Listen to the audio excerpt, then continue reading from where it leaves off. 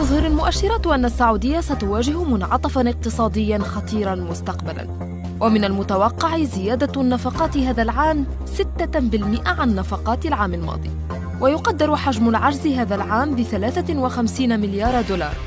انخفض معدل النمو من 4.1% ليصل إلى 1.4%، ويتوقع أن يصل إلى 0.4%.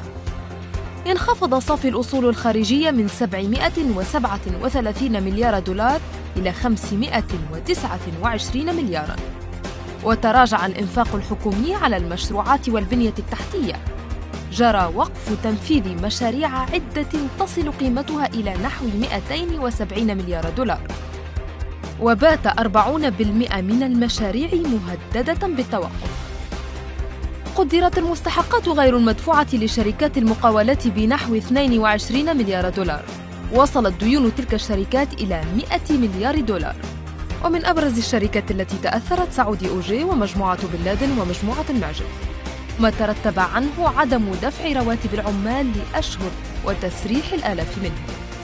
ارتفعت نسبة البطالة من 11.5 عام 2015 إلى 12.3، وتصل هذه النسبة إلى 25% وفق تقديرات غير رسمية. بسبب ذلك اقترضت السعودية لأول مرة من الخارج.